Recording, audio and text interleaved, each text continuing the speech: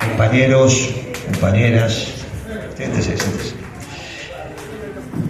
Gracias por la organización, intendenta, gracias por su presencia, gracias compañeros por organizar esto, gracias a tu familia, gracias compañeros, gracias. Sabes que la ley que vos llamaste Evita tiene dos componentes. El primero es que le da el voto a las mujeres. Y el segundo, extremadamente importante, es que permite que las mujeres sean elegidas. No es solo la posibilidad de que las mujeres elijan varones. Es que dice, pueden elegir y ser elegidas. Y ahí la mujer, a partir del peronismo, tiene los dos elementos. Hasta ese momento no podían ni elegir ni ser elegidas, las dos. Y de ahí viene la posibilidad de que tengamos hayamos tenido una intendente en Campana. Si no, tendría que haber votado un varón. Claro, esa ley lo que hace, muchachas, van a votar, pero aparte se las puede votar. No es un hecho. Imagínate de cuando estamos hablando lo que significaba eso. Después que ustedes fumaran fue nada. Que usaran pantalones fue nada. La píldora fue nada. Ahí tenés toda la vanguardia de aquella gran revolución femenina con la píldora.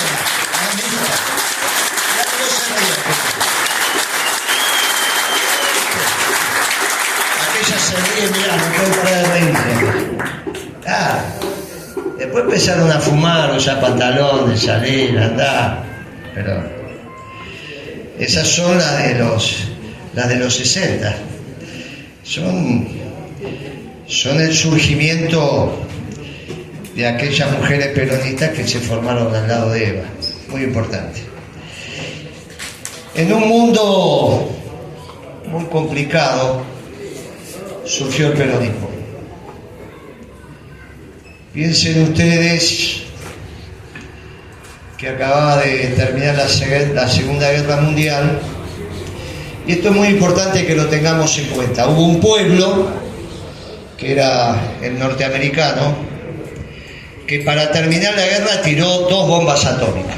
Esto no es un tema, no es que nos vamos a pelear, no, tiró 2, utilizó la energía nuclear de acá cerca con fines militares. Según cuentan por ahí, en los primeros segundos son 50.000 muertos y después todo lo que pasa. ¿Está bien? Hay que tomar esa decisión, muchachos, hay que tomar una decisión de tirar 2 bombas atómicas. Pero eso habla también de la voluntad de imponer los conceptos. 2 bombas atómicas, es el único pueblo norteamericano que utilizó la energía nuclear con fines militares y los usó. Después con fines militares hay una decena de pueblos que pueden tener armamento nuclear, pero que lo utilizó uno solo. Digo porque si no, cuando nos hablamos de las confrontaciones no tomamos envergadura de lo que es. Por ejemplo, el presidente de Ucrania pensó que la guerra era una película de Netflix y ahora está perdiendo el país. Esto está. En una parte van a quedar los rusos, en otra parte van a quedar los norteamericanos. Equivocarse no es menor. Cuando el que perdió las elecciones en Chile, que Katz, que perdió por 5 puntos, la distancia son 10, era entre 2. El que ganó 55, el que perdió 45, o sea que la distancia es 5. Recupera 5 y se empató. Dijo, vamos a discutir la Patagonia con la Argentina, no está hablando boberías, Dijo, no, porque cuando los argentinos se quedaron con la Patagonia, nosotros estamos en guerra con los peruanos y con los bolivianos. Con lo cual, no es boberas eso, Si nos equivocamos, las consecuencias son son difíciles, sobre todo en estos momentos, porque se está redefiniendo el mundo. El mundo se empezó a redefinir cuando, después que Occidente termina la Guerra Fría con la Unión Soviética, viene la globalización, que es donde a nosotros nos tocó trabajar. El gobierno que nosotros hicimos con Kirchner fue en el auge de la globalización. Nadie discutía ese tema. Había un pensamiento único.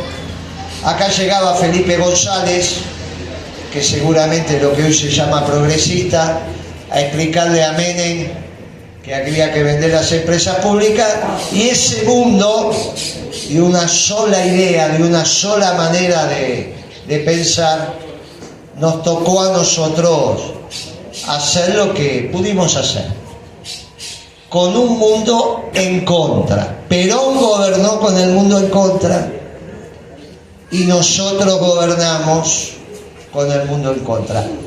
A los ganadores de la Segunda Guerra Mundial, Perón le dijo: ni la explotación del hombre por el hombre, ni la explotación del hombre por el Estado. Los dos están equivocados. Ahora, había que plantarse. Con el mundo en contra hizo lo que hizo. Y nosotros nos logramos juntar en un gobierno muy particular. Un día me preguntó Cristina cuando lo había conocido a Kirchner. Yo le dije en febrero del 2003. Me dijo: no puede ser, si a los 60 días estábamos en el gobierno. Para mayo ya estábamos, las elecciones habían sido en abril. Y le dije: sí, ahí nos conocimos. ¿Y entonces cómo hicieron? Y como los perros callejeros que se olfatean y arman la jauría. ¿Está bien? Son parecidos. Después se cuenta otra historia para los pibes. Cuidado con eso, ¿eh? Cuidado con eso de pensar que Kirchner llegó con todas las respuestas porque sabía todas las preguntas. No sabía ni las preguntas ni sabíamos las respuestas. Teníamos idea de por dónde había que ir, porque éramos hombres y mujeres doctrinarios.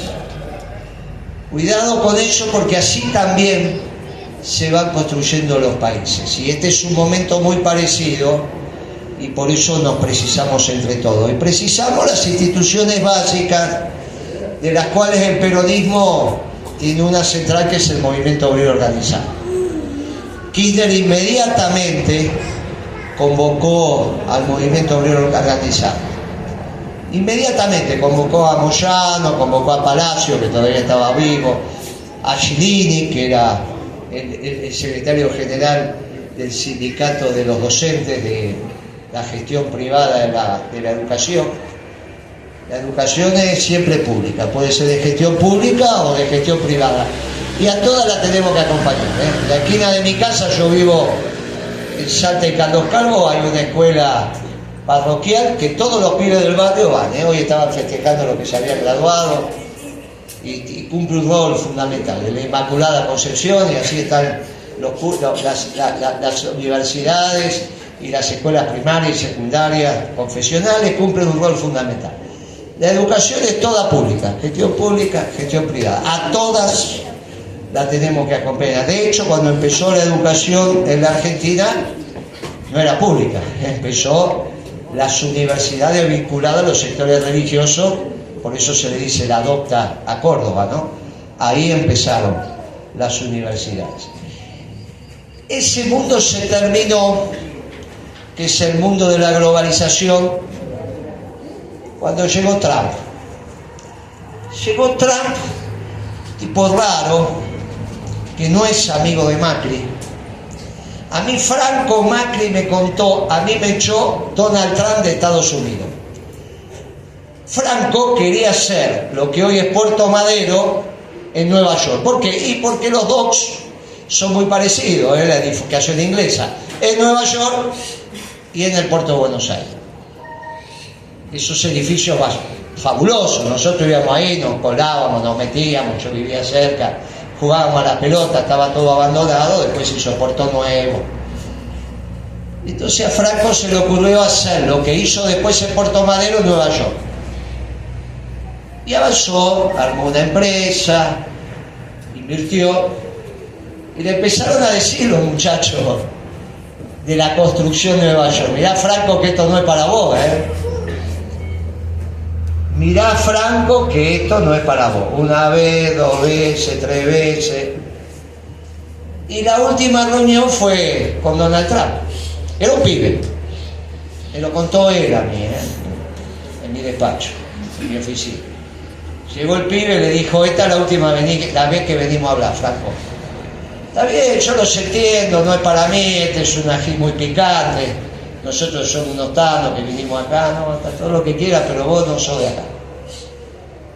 Dijo: pero yo gasté $1 millón. Sí, ya saben. Le abrió el maletín, se lo dio vuelta: acá tenés $1 millón. Sacó el maletín, lo agarró y se vino a hacer Puerto Madero a la Argentina. No son amigos. Lo entrenaron a este y sabe negociar.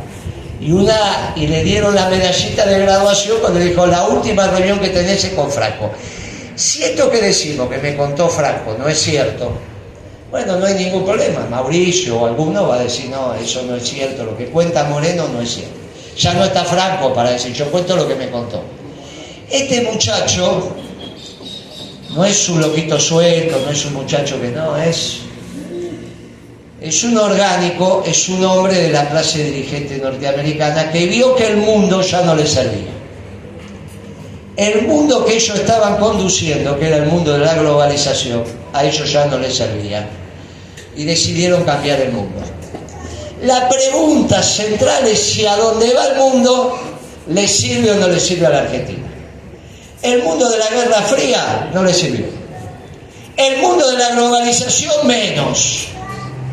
Ahora hay que ver si este mundo nos sirve o no nos sirve. Es importante la reflexión, porque es una dama, Cristina, y el otro porque era presidente, Mauricio. Los dos querían que ganara la señora Clinton.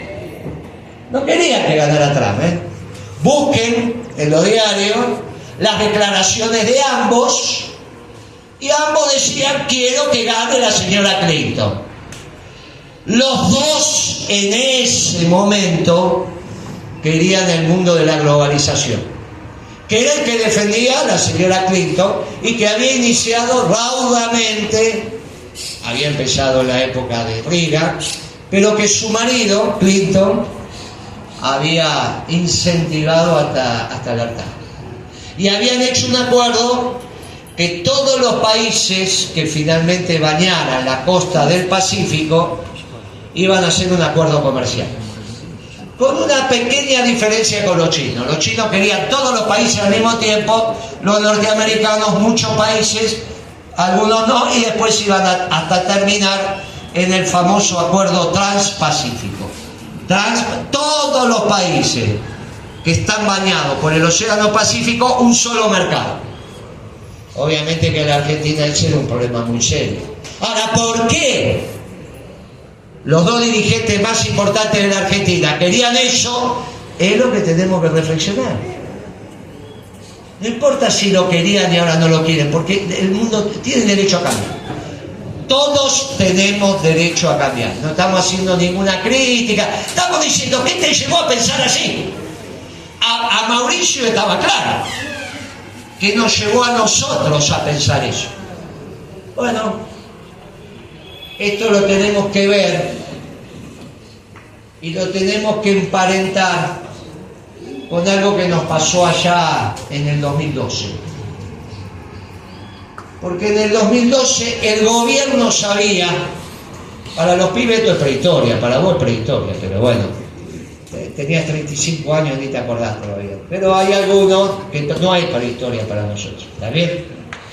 Para los mayores fue ayer. En el 2012 sabíamos que lo que habíamos hecho 10 años atrás, que habíamos empezado con el doctor Dualde. Ustedes no se olviden que Kirchner es presidente porque es el candidato de Dualde, pero el que gana la elección es Menem. Kirchner, ¿sabes? Si nos olvidamos de cómo es esto, Hacen un lío bárbaro, muchachos. Empezamos a escuchar uno que dice que a Perón no le daba el cuero, que a San Martín no le daba el cuero, que a Rosa no le daba el cuero y que a Mariano Moreno no le daba el cuero. Decía el compañero Moreno, pero era Mariano, no era yo. Y entonces tenemos un concejal que se le ocurre decir que a ninguno de esos cuatro le daba el cuero porque se fueron del país. Imagínense la cantidad de batallas de San Martín, que liberó. Pero es ridículo. Imagínense a Perón que no le va a dar el cuero y confrontó con el mundo. Pero ¿qué les pasa? Bueno, pasa que nadie les cuenta esta historia. Nadie habla en estos términos. Y entonces nos empezamos a confundir. Y empezamos a pensar que la película empieza cuando uno llegue. Las películas son esos viejos cines continuados. Muchachos, uno entraba, pagaba la entrada, se sentaba y no sabía si estaba viendo el final de la película, al principio. Eran así, eran los cines continuados todo el tiempo. La Argentina es un continuo. Esta historia que había empezado en el 2 y terminó en el 12, conceptualmente, nos puso en un desafío. Esto era la discusión al interior del gobierno. Miren, muchachos, nos está pasando lo mismo que le pasó a Perón en el 52. Algunos habíamos nacido, pero éramos chicos. ¿Qué le pasó a Perón en el 52, aparte de la sequía? Que los europeos querían reconquistar sus viejos mercados. Por ejemplo, la mayoría de nosotros acá seguramente tenemos una Pico del Oro en casa. Si tienen mango naranja, o es una Peugeot o es Gerardi. Se van a la casa y se fijan. Después hay otros mangos, está la China. Pero si es la Pico del Oro, que heredamos de nuestro abuelo, o es Peugeot o es Gerardi. Gerardi en Casilda, Santa Fe, Peugeot, francés. Peugeot no es solo auto, es tractores, máquinas, herramientas, es taladro. ¿Está bien? Ahora, en algún momento se dedica a hacer tanques. Segunda Guerra Mundial. Tiene que hacer tanques. Entonces deja de hacer herramientas. ¿Qué hacemos? ¿No tenemos más Pico del Oro? No. Unos tarnos en Casilda hacen una Pico del Oro. Lo que hacen pala, lo que hacen pico, machete, Gerardi. Forja metalúrgica. Afiliado a la UOC. Y hacen herramientas. Hacen la Peugeot. La Gerardi. Pico del Oro, Gerardi. Ahora, 7 años después que se terminó la guerra, Peugeot quiere recuperar su mercado en Argentina. Y trae la Peugeot, la Pico del Oro. Eran buenas, baratas y bonitas. Buenas, baratas y bonitas. Y tenemos un problema. ¿Qué hacemos con la Pico del Oro, Gerardi? Porque si uno te pone un destornillador Felo, un destornillador Celestar, ¿está bien? Te pongo una Pico del Oro. Claro, hay que tomar decisiones ahí, muchachos. A nosotros nos pasó lo mismo. Nos pasó lo mismo en el 2012, porque empezábamos a tener un problema con que del mundo venía mercadería barata. Y no teníamos claro lo que había pasado, porque antes del 12 había habido una crisis muy grande en el mundo, donde algunos pensaban que se terminaba el sistema capitalista, que es ahí la que llamó la crisis moral de los banqueros norteamericanos, que le prestaron plata a los pobres. En Estados Unidos, si sos pobre también tenés que ser negro. Entonces los banqueros le prestaron plata a los negros pobres. ¿Y a quién le vas a prestar plata? A los blancos ricos. Le tenés que prestar plata al que no tiene plata. El sistema financiero no está para prestarle plata al que tiene plata. El sistema financiero está para prestarle plata al que no tiene plata. Para eso está. El que tiene plata no precisa que le preste plata. Por eso el banquero es tan importante. Si trabaja de banquero, que prestarle plata al que no tiene plata. Si tenés casa, no, tomá la plata. Comprar la casa, me la tenés que pagar. No quiero tu plata porque la compro contado. Bueno, ese no le preste plata. Pero como en el mundo hay más pobres que ricos, es lógico que no. Ahora, como le empezaron a prestar plata a los negros pobres, después dijeron que los negros pobres no pagaban la cuota de crédito y colapsaba el sistema capitalista. Estamos en el 2008-2009. algunos se tienen que acordar, en ese momento que el mundo tenía una crisis tremenda, es obvio que bajó la demanda. Si baja la demanda y sigue la oferta, bajan los precios. Y nosotros dijimos, este es el problema. El mundo tiene un problema de demanda, porque hay un problema de crisis mundial. Las empresas siguen produciendo y es lógico que bajen los precios. Ahora, cuando llegamos al 2012 nos dimos cuenta que eso no era verdad. La verdad era que los norteamericanos habían descubierto algo que nosotros llamamos vaca muerta. El shale gas, el shale oil. Y con eso bajaron el precio de todo, porque empezaron a ser un pueblo con mucha energía, abundante y barata. Nosotros nos formamos en un mundo donde los norteamericanos se quedaban sin petróleo. Y resulta que en el 2010 los norteamericanos tienen petróleo para tirar para el techo. Abundante y barato. Y abundante y barato, en cualquier producto manufacturero, hay mucho más de energía que de mano de obra. El que tiene energía abundante y barata tiene industria. El que no tiene energía abundante y barata no tiene industria. Y porque el insumo más importante es la energía. En cualquier botella, en cualquier acero, en cualquier aluminio, hay más energía. Y los norteamericanos dijeron, se terminaron los chinos despacito, que solo tienen mano de obra barata, pero no tienen energía. Y ese tema lo estudiamos, nos dimos cuenta. Había dos maneras de resolver el tema en el 2012. O hacíamos un esfuerzo de producción, con lo cual teníamos que bajar un poquito el consumo para que aumente el ahorro. ¿Qué es el ahorro? El ingreso que no consumo. Ahorro. Teníamos que aumentar un poquito el ahorro para ir por inversión, aumentar la producción y mejorar la competitividad. Pero no es fácil a un presidente explicarle que hay que bajar un poquito el consumo. No es ajustar, es simplemente que eso va por inversión. Teníamos que hacer galpones, teníamos que traer máquinas, teníamos... Los muchachos de la industria saben lo que es una inversión. Perfectamente. Perfectamente. Había que empezar planes de vivienda para los trabajadores. ¿Está bien? En cuotas. Eso es inversión. No consumís ahora, pero te compraste un equipo. Sí. ¿Y por qué en ese momento no cabía la posibilidad de tomar deuda para hacer eso? Muy bien. Ese es el tema que se decidió. Devaluar y tomar deuda. Eso fue lo que hizo. Eso es lo que hizo Kicillof. ¿Es el 14? Claro. Ese es el 14. Claro que cuando vos tomás deuda, después tenés el problema de los intereses. Y tenés un montón de problemas más. Por eso el gobierno nuestro se había desendeudado. Porque cuando estás endeudado estás igual que ahora. Esa era la decisión, así que vos diste la plata. Vinieron otros muchachos que dijeron, no, vamos a tomar deuda. Y salieron a tomar deuda, arreglarlo con el Club de París, arreglarlo con Repsol, arreglarlo por allá, por acá. Y a partir del 2014, todos los ministros de Economía devaluaron y se endeudaron. Todos. Y ahora tenemos deuda. Una mala decisión en algún momento nos lleva a situaciones complejas. Ahora también estamos en esos momentos bisagras.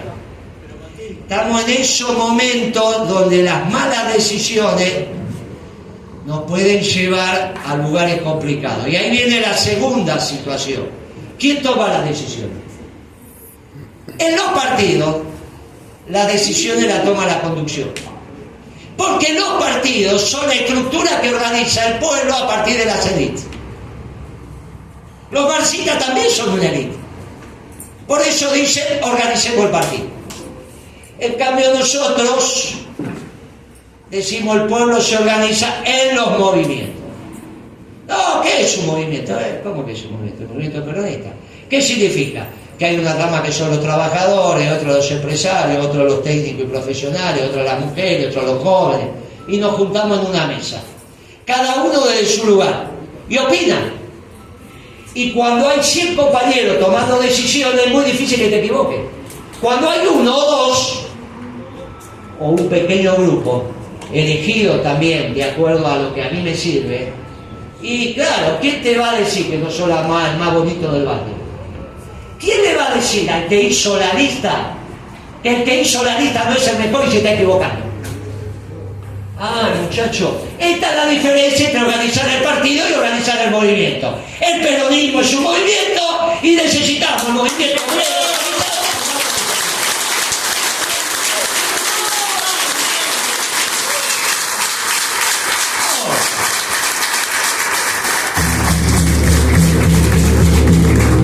Esa es la parte metodológica. ¿Cómo nos vamos a organizar en el movimiento peronista? ¿Cómo llegamos a las elecciones? Y habrá herramientas electorales, eso lo de menos. Pero siempre tenga presente que si alguien arma la lista, es muy difícil decirle a ese que arma la lista que es un giro. ¿Está bien? Es muy difícil. En cambio, en el movimiento, las mujeres le dicen a los varones, los jóvenes le dicen a los adultos, los empresarios le dicen a los obreros, y de alguna manera nos encontramos. No es que el viejo no sabía, el viejo esperó, cómo se tenía que organizar el pueblo. Lo sabía. Y dijo, organícense porque es lo único que vence al tiempo. Entre la sangre y el tiempo. La organización vence al tiempo. Estamos en esa parte.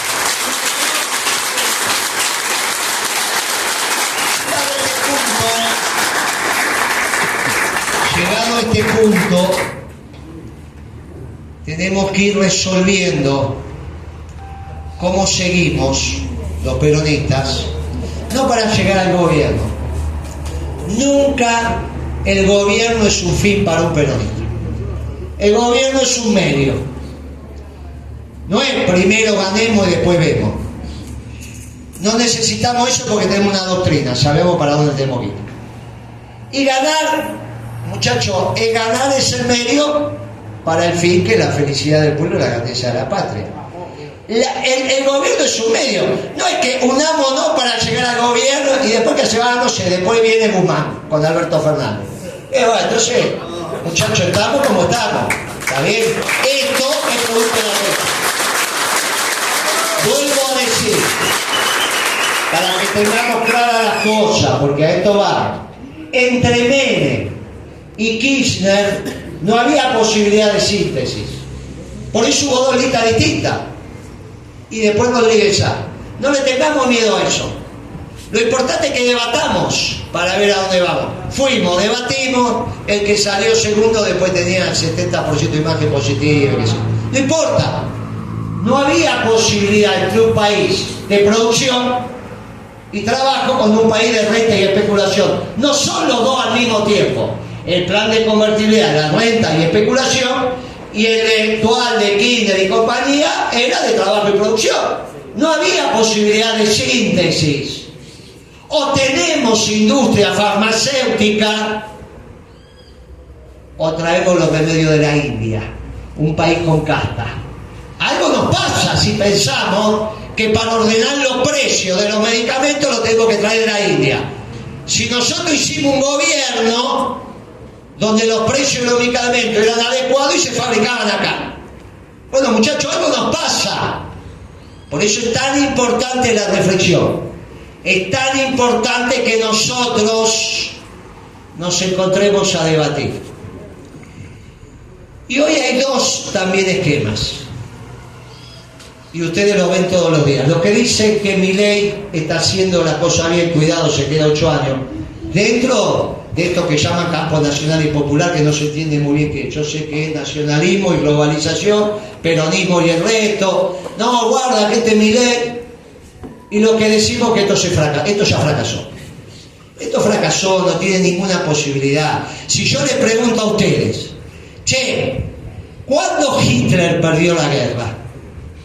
¿Cuando los rusos estaban entrando en Berlín o cuando Hitler invadió la Unión Soviética? ¿Cuándo perdió la guerra? Cuando invadió. Ahora resulta que faltaban 3 años todavía para terminar la guerra. Ahora ya todo el mundo, y ahora está claro, sabía que una vez que invadió la Unión Soviética, los yanquis se juntan con los rusos y eso está terminado. Muchachos, era así de fácil. Con el diario del lunes, este pibe está terminado. ¿Cuál es? Está terminado. Este pibe, su esquema económico no va. Su esquema económico no va. Ahora, ¿cómo se Y acá también viene la historia. Porque esto de que vamos a reindustrializar el país, lo decimos los peronistas, pero no todos dentro de este espacio político que se llamó Frente de Todos, como lo quieran llamar. Hay algunos que dicen, no, si con la energía y con la minería y con esto y con no sacarse. A mí me tocó entrar en una reunión en el gobierno nuestro, yo siendo secretario, donde dos funcionarios de alto nivel, altísimo nivel, estaban discutiendo si dejábamos de hacer acero y aluminio, que total en el mundo estaba más barato. Dije, muchachos, este es un gobierno peronista, ¿qué les pasa? No, bueno, era un ejercicio. ¿Está bien? No era un ejercicio teórico. Por eso tenemos que estar muy atentos. No todos los que pensamos que están del lado nuestro quieren industria en la Argentina. Y la realidad es que esta va a ser la última oportunidad que tiene la Argentina para tener industria. ¿Por qué? Porque el mundo está yendo al nacionalismo. Solo por Trump no, también por Putin. Y también por el Papa. Porque el Papa es el cultor del trabajo.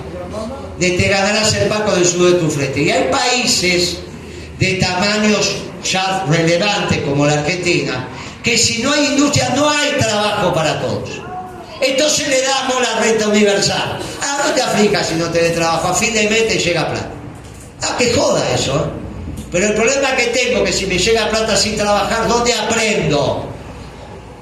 Si no agarraste un destornillador y sacaste un tornillo, no sabés, vos te pensás que es teórico. ¿Dónde se aprende a vender? Cuando salís a vender y no te compran. Lo mismo a cobrar. ¿Cuándo se aprende a manejar? ¿Cuando hiciste el curso? ¿O cuando saliste y manejaste por la Panamericana un día que está? Muchacho, el trabajo te enseña. Entonces hay una parte de estos chicos que quieren dejar de aprender, pero no solo eso, ¿eh?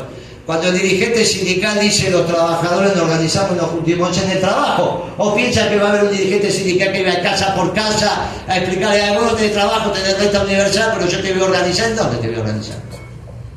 ¿Y qué dignidad tiene el hombre que diga, ¿de qué trabaja tu papá? Tercer grado. Ay, ¿tu papá de qué trabaja? Dice la maestra. No trabaja, recibe la renta universal. Qué divertido, ¿eh? Y si sos religioso también te enseñaron que el trabajo es un diálogo con Dios. O sea que hay 4 elementos para que el hombre o la mujer trabaje y elija y sea elegida. 4, no solo porque tenés que tener un ingreso, porque eso es una discusión intensa dentro de la sociedad. Porque como decía Perón, hay una sola clase de hombres los que trabajan. Ahora va a haber 2, los que trabajan y los que viven de la renta universal. ¿Pero qué es esa cabeza? ¿De dónde salió? Ah, no, como no vamos a tener industria y va a haber un montón que no hay trabajo, somos muy progres y les regalamos plata. Y encima los aplauden. Bueno, pues yo no digo, si quieren pensar eso, que lo piensen, pero no son peronistas. Porque para nosotros hay una sola clase de hombres que trabaja y te ganarás el patrón.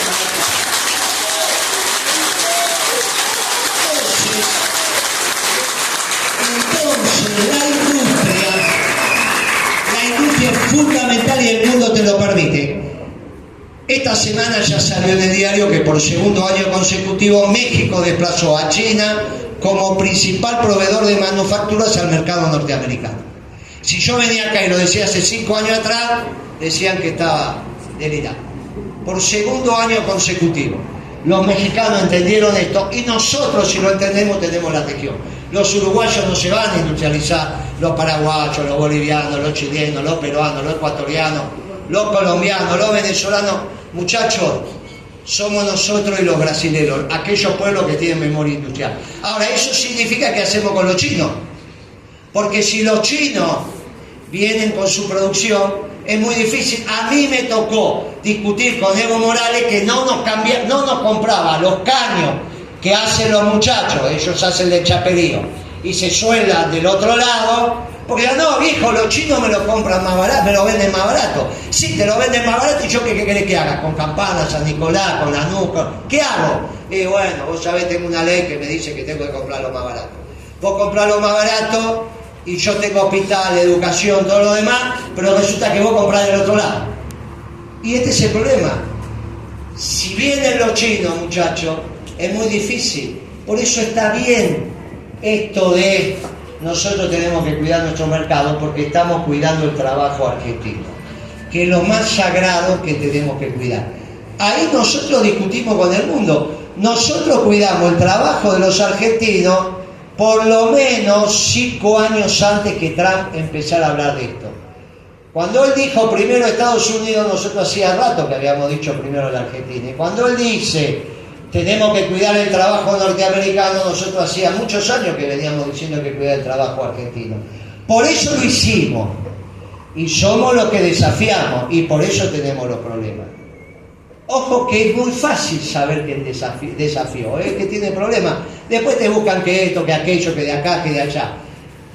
Los que no desafiaron no tuvieron problemas, muchachos. Los que desafiaron son los que tuvieron problemas.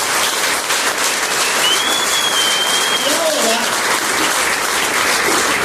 nosotros tenemos energía abundante y barata para vendérsela a Brasil o para desarrollar la industria en la Argentina. Esa es la gran decisión. Lo discutí con Scioli en Crónica. Le dije, no, Scioli cuando era embajador de Alberto en Brasil. No, ¿qué me venís con ese gasoducto? Primero hacemos la manufactura en la Argentina y lo que sobra lo vendemos, no hay ningún inconveniente.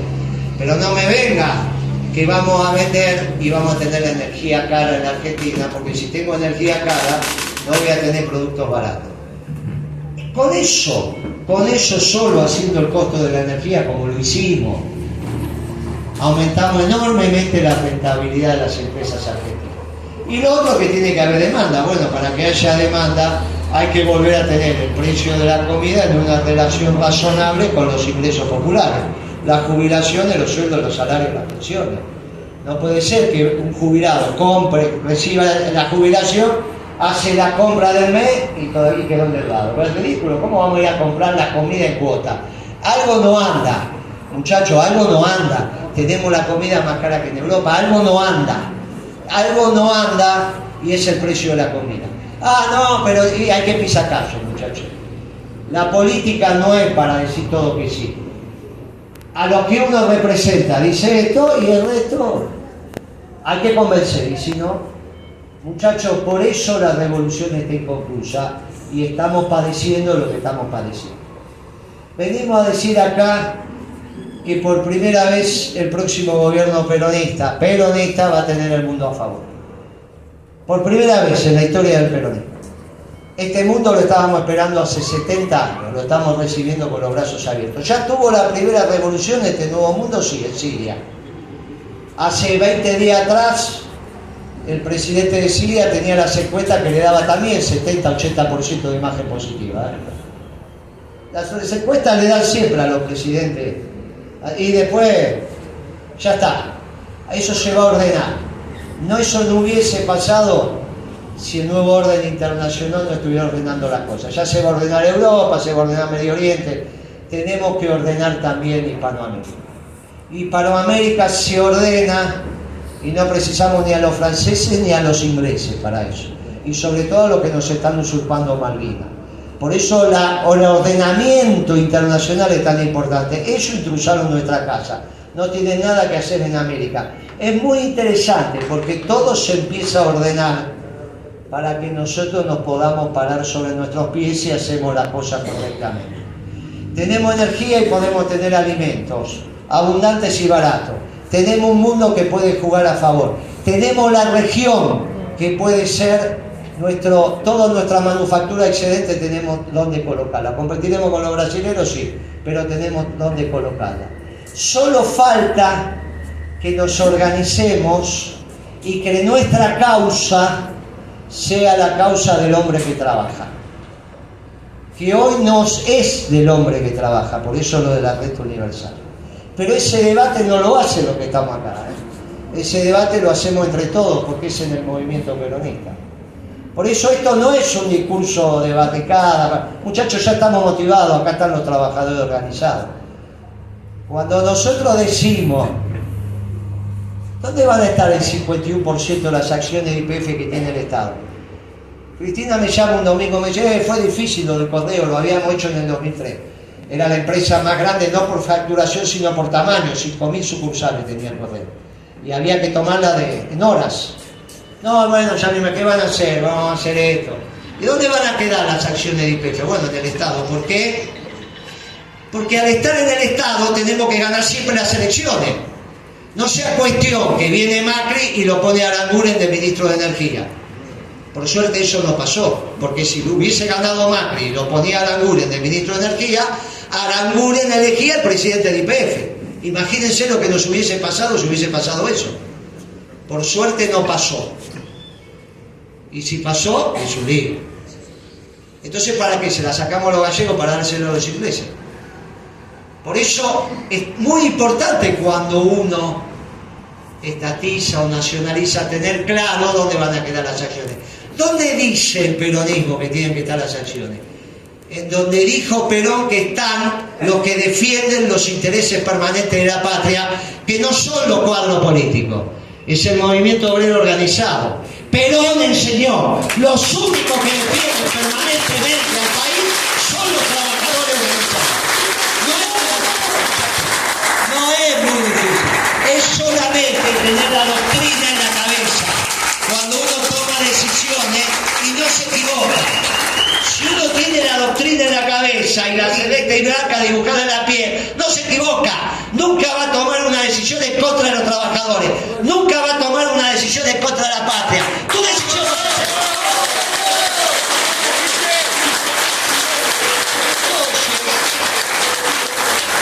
Esta es una oportunidad, quizás la última oportunidad que tenemos para industrializar la Argentina.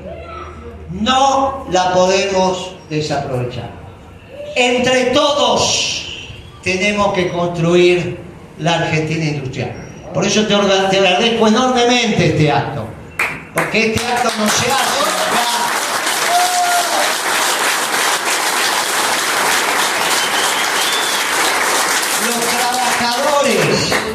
Los trabajadores de Campana están escuchando este discurso, pero mucho más lo está escuchando el capital, que es el que hoy tiene problemas.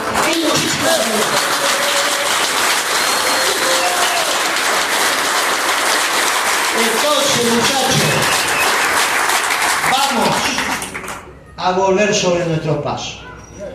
Vamos a reindustrializar la Argentina con el concurso de todos ustedes. Pero ese es solamente el paso inicial, porque finalmente nuestra doctrina, con Eva a la cabeza, también era una doctrina para todos los pueblos del mundo. Evita Capitana tiene una estrofa que dice: para todos los pueblos del mundo una revolución de amor y paz. Y nosotros somos un pueblo